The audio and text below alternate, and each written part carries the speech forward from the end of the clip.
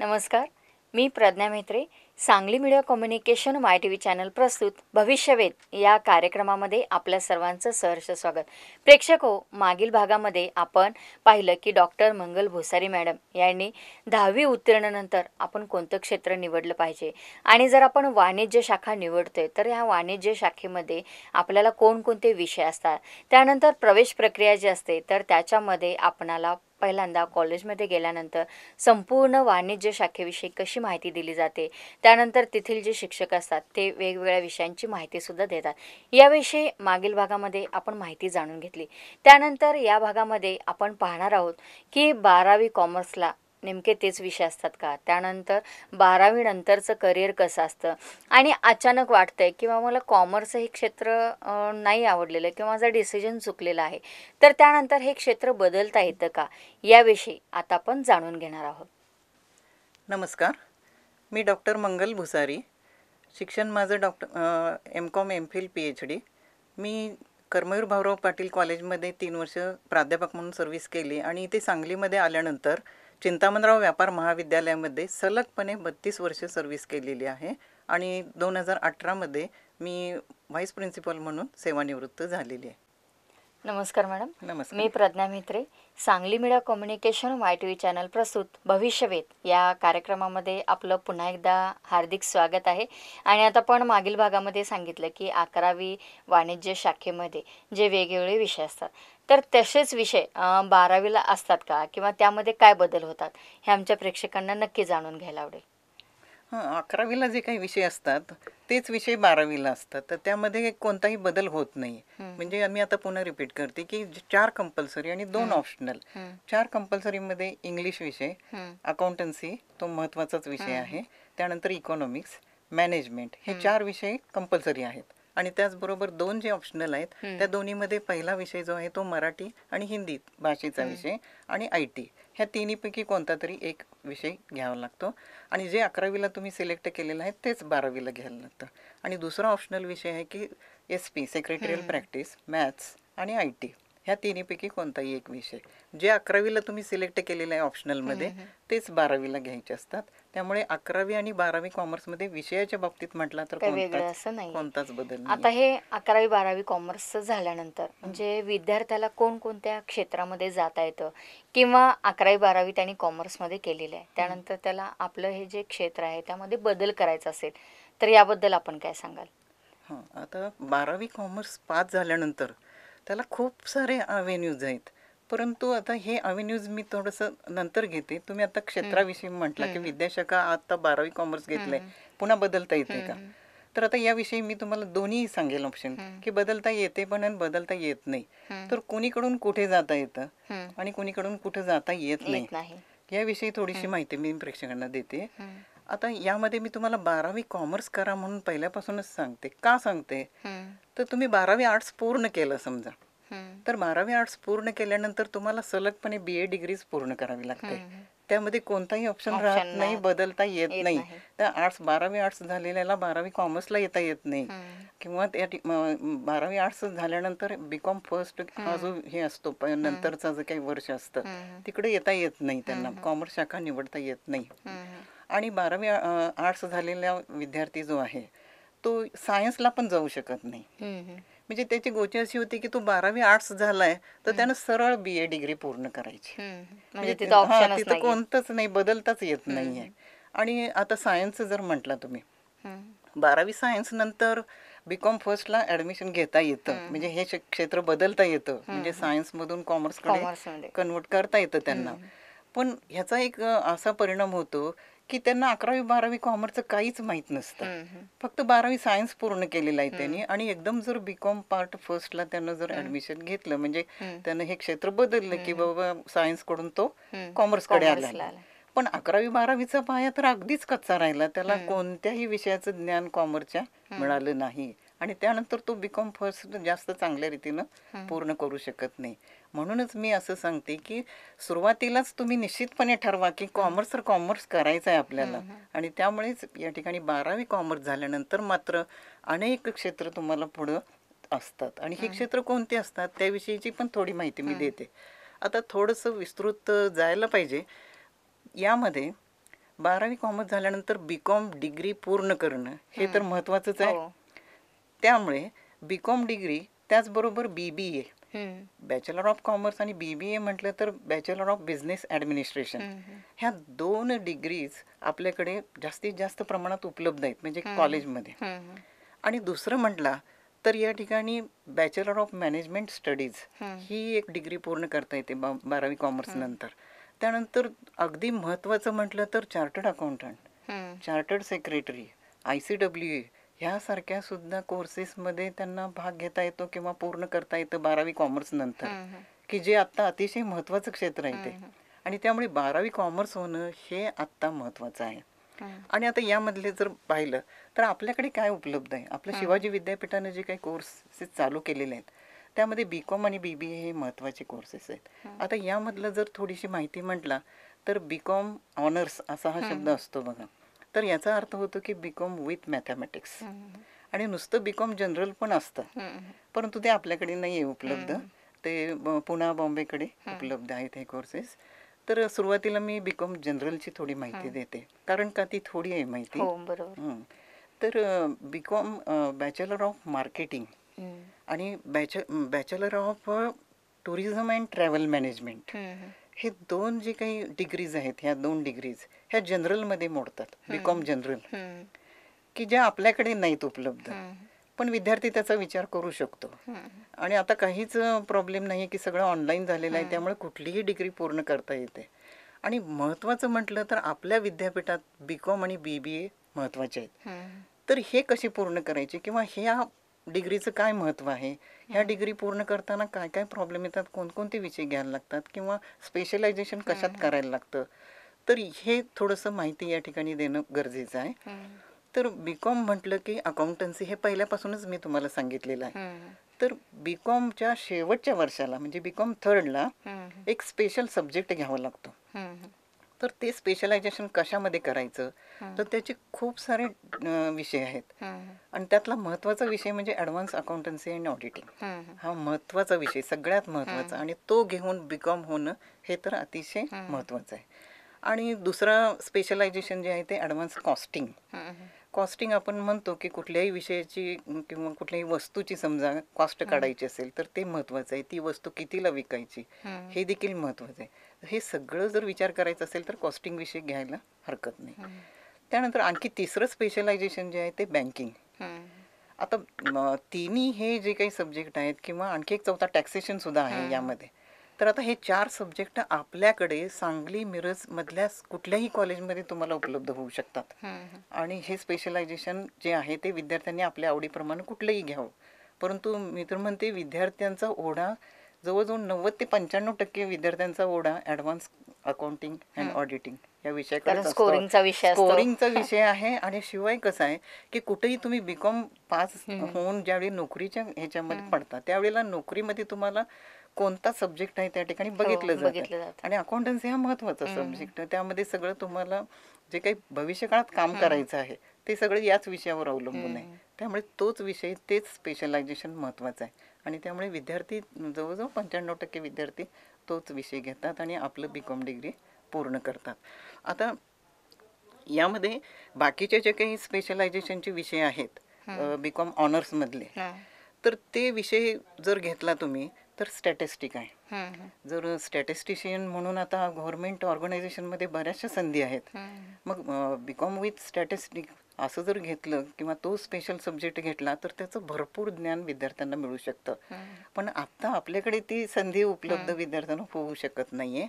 त्यानंतर management accounting and international finance हे देखील स्पेशलायझेशन आहे. आणि आता आयात निर्यात इंटरनॅशनल जो काही ट्रेड आहे त्यामध्ये सुद्धा संधी विद्यार्थ्यांना मिळू शकते. म्हणून हा सब्जेक्ट देखील महत्त्वाचा आहे. थोडासा अवघड आहे, आपल्याकडे उपलब्ध नाही, त्यासाठी थोडे प्रयत्न करावे लागणार, हे तर निश्चितच. कुठलीही गोष्ट सोपी नसते. जे काय जर वेगळं काय करायचं असेल तर ती अवघडच असते गोष्ट. म्हणून हे देखील स्पेशलायझेशन यामध्ये आहे. त्याचबरोबर स्पेशल इकॉनॉमिक्समध्ये सुद्धा या ठिकाणी कॉमर्स डिग्री मिळवता येऊ शकते, शेवटचे स्पेशलायझेशन. म्हणजे संधी भरपूर आहेत, विषय भरपूर आहेत. आपण काय घ्यायचं हे विद्यार्थ्यांनी ठरवलं पाहिजे.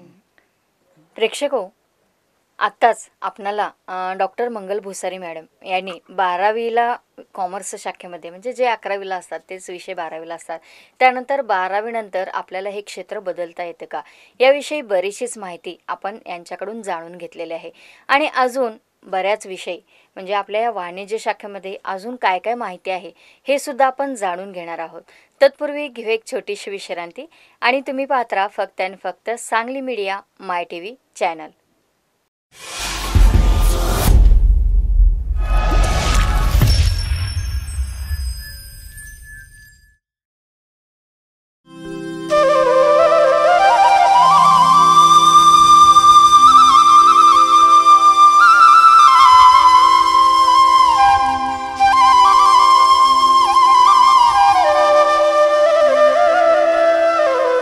बासरी कृष्णाची, डमरू शंकराचा, अष्टदुर्गेचे आयुध तुळशी भार विठुरायाचा. मनामनात भक्ती वसते कुलदैवताच्या व्रतांची.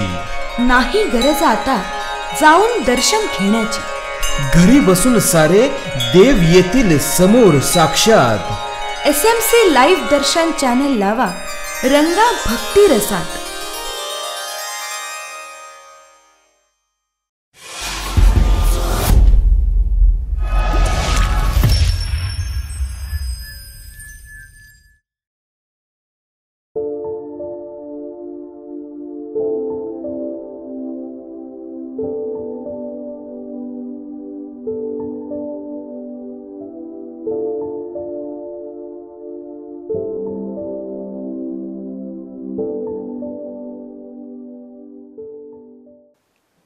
छोट्याशा विश्रांतीनंतर आपण परत आलो आहोत भविष्यवेध या कार्यक्रमामध्ये.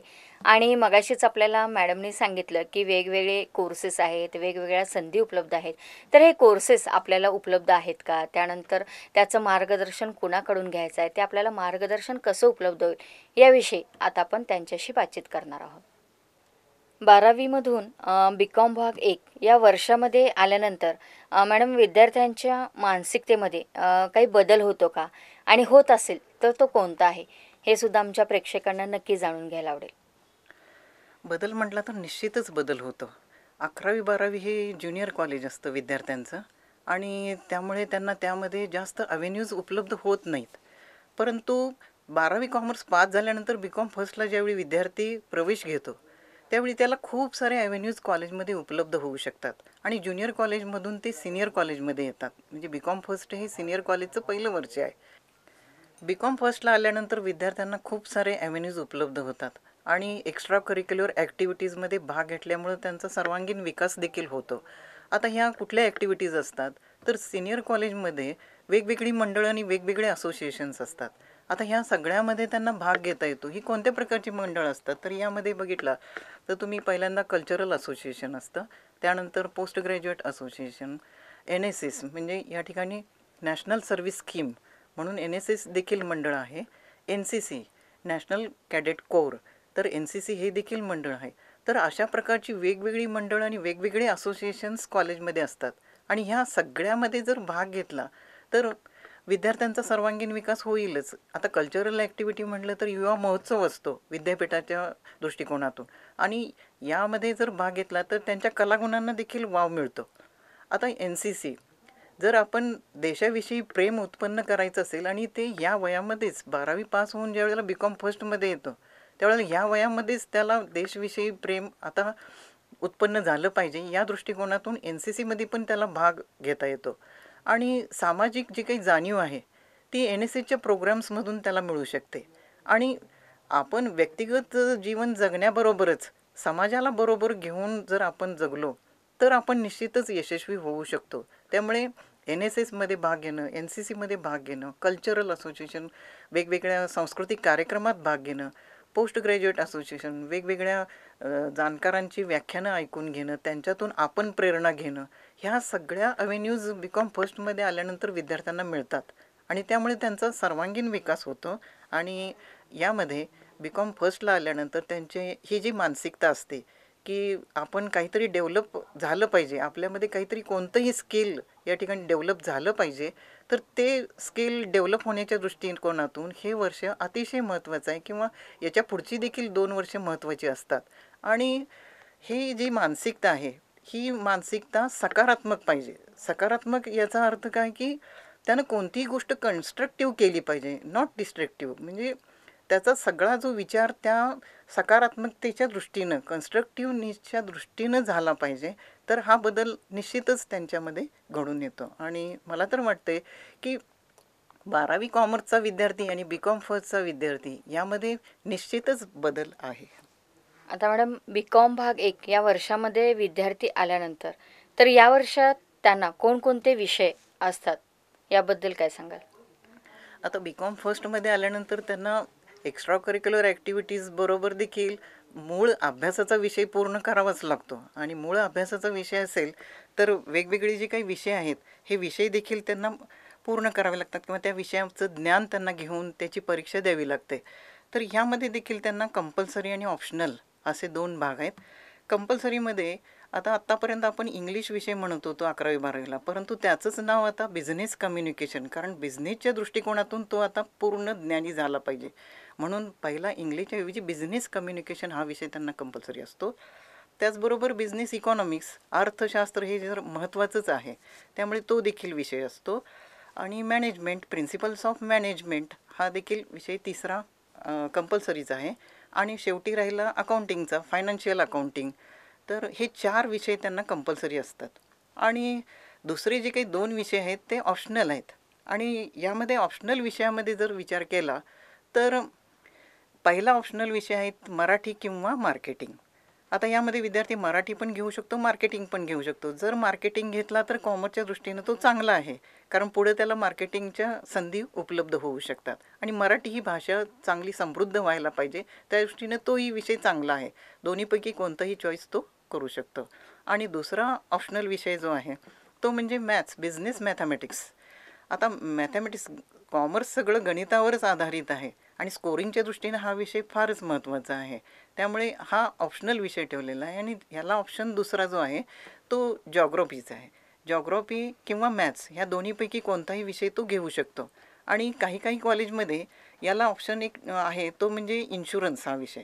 आता ज्यांना इन्शुरन्समध्ये करिअर करायचं आहे त्यांनी बी.कॉम फर्स्टला हा विषय निवडला तरीसुद्धा चालू शकतो. म्हणजे बी.कॉम फर्स्टला एकंदरीत 4 कंपल्सरी आणि 2 ऑप्शनल हे विषय एकंदरीत 6 असतात.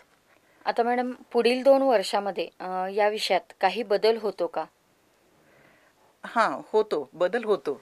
आणि तो बदल कोणत्या पद्धतीनं होतो तर त्यातलं जे काही महत्त्वाचं आणि पुढचं ज्ञान जे आहे ते प्रत्येक विषयामध्ये येत असतं. आता विषयाच्या दृष्टीने विचार केला तर बिझनेस कम्युनिकेशन हा कंपल्सरी विषय त्यांना सेकंड इयरला असतो. बिझनेस इकॉनॉमिक्स देखील असतो. आणि थोडासा बदल म्हणजे तिसरा विषय मनी अँड फायनान्शियल सिस्टीम हा बँकिंग विषयी हा विषय आहे.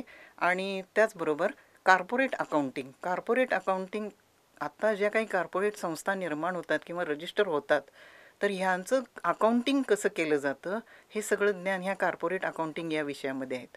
म्हणजे हे 4 विषय कंपल्सरी आहेत. नावं त्यांची बघा की business communication, business economics, money and financial system आणि कार्पोरेट अकाउंटिंग ह्या 4 विषयामध्ये तो पक्का होतो. सगळं ज्ञान त्याला त्या ठिकाणी बेसिक मिळू शकतं.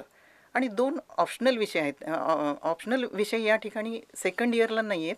तर ते कोणत्या पद्धतीनं या ठिकाणी घेतात तर जो काही बँकिंगचा विषय आहे तो देखील त्यांना 5वा विषय आहे. आणि 6वा म्हटलं तर हा नवीन विषय त्यांच्या बी.कॉम सेकंड इयरला येतो आणि तो म्हणजे स्टॅटिस्टिक्स. आता स्टॅटिस्टिक्स मागेही मी म्हटलं की बी.कॉम थर्डला स्टॅटिस्टिक घेऊन बी.कॉम थर्ड डिग्री पूर्ण करता येते. त्यांच्यासाठी हे बी.कॉम सेकंडला स्टॅटिस्टिकची मूळ जी काही माहिती आहे ती देखील या विषयामधून त्यांना मिळू शकते. आणि हे 6 विषय सगळेच्या सगळे 6 विषय कंपल्सरी आहेत. आणि 7वा हा विषय नाही परंतु एक एक्स्ट्रा त्यांना पूर्ण करावं लागतं प्रोजेक्ट. आणि तो प्रोजेक्ट म्हणजे हल्लीचं वातावरण तुम्ही पाहिलेलं आहे की खूप दूषित व्हायला लागलेलं आहे. सगळीजण त्यासाठी प्रयत्न करायला लागलेत की हवा शुद्ध कशी होईल किंवा एन्व्हायरमेंट, आपल्या आजूबाजूचं एन्व्हायरमेंट कशा पद्धतीनं शुद्ध होईल आणि मनुष्याची जी काही मानसिकता आहे किंवा हेल्थ जी आहे ती कशा पद्धतीनं चांगली होईल याकडे सगळ्यांचं लक्ष लागलेलं आहे.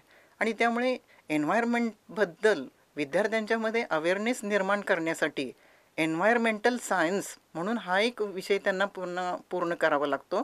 त्यामध्ये थोडं थोरॅटिकल ज्ञान आहेच परंतु त्याचबरोबर त्यांना एक प्रोजेक्ट पूर्ण करावा लागतो आणि तो प्रोजेक्ट म्हणजे एन्व्हायरमेंटविषयी कोणत्याही पद्धतीनं त्यांनी माहिती घेऊन तो प्रोजेक्ट पूर्ण करून विद्यापीठाला सादर करावा लागतो आणि हा 7वा विषय जरी नसला तरी ते पूर्ण केल्याशिवाय त्यांना डिग्री मिळू शकत नाही किंवा पुढच्या वर्षामध्ये जाता येत नाही आहे. मॅडम, आज आपण स्टुडिओमध्ये आलात आणि खूप छान पद्धतीनं आमच्या असंख्य प्रेक्षकांना, विद्यार्थ्यांना मार्गदर्शन केलं. त्याबद्दल सांगली मीडिया कम्युनिकेशन माय टी व्ही चॅनलतर्फे धन्यवाद देते आणि पुढील वाटचालीसाठी आपणाला हार्दिक शुभेच्छा. सांगली मीडिया माय टी व्ही यांनी मला भविष्यवेध या कार्यक्रमात माहिती देण्याविषयी संधी दिली त्याबद्दल धन्यवाद. प्रेक्षको, आत्ताच आपण आपल्या या भविष्यवेध कार्यक्रमामध्ये डॉक्टर मंगल भोसारी मॅडम यांनी 12वी नंतर जेव्हा विद्यार्थी पुढील म्हणजे आपल्या FY कॉमर्स शाखेकडे येतो, म्हणजेच आपल्या BCom शाखेकडे येतो, त्यावेळेला त्याच्या मानसिकतेत काय बदल होतो, त्यानंतर विषय कोणकोणते असतात याविषयी बरीचशीच माहिती जाणून घेतली. आणि अजून BCom ह्या ज्या काही आपल्या फर्स्ट इयर असतं आपलं कॉमर्सचं, तर त्याच्यामध्ये वेगवेगळे विषय काय येतात, त्यानंतर त्याच्या परीक्षा पद्धती कोणत्या असतात आणि हे जे 3 वर्षाचं स्पेशलायझेशन विषय असतात की जो तो निवडतो आणि त्यातनंच त्याला करिअर करण्याची संधी मिळते, याविषयी माहिती आपण जाणून घेणार आहोत पुढील भागामध्ये. आणि असाच हा भविष्यवेध कार्यक्रम खास आणला आहे तुमच्यासाठी, की ज्यामध्ये आपणाला आज असंख्य युवक आणि युवती आहेत की ज्यांना वेळेवर योग्य मार्गदर्शन मिळत नाही किंवा कोणत्या शाखेकडे जायचं, त्यानंतर नोकरीच्या आज अनेक ठिकाणी संधी उपलब्ध आहेत पण ते त्यांना माहिती नाही आहेत. हाच एकमेव उद्देश घेऊन हा भविष्यवेध हा कार्यक्रम खास आणला आहे तुमच्यासाठी आणि याचं प्रक्षेपण सांगली मीडिया कम्युनिकेशन माय टी व्ही चॅनल करतं. तेव्हा आवर्जून पहा तुमचं, आमचं आणि आपल्या सर्वांचं लाडकं चॅनल सांगली मीडिया माय टी व्ही चॅनल.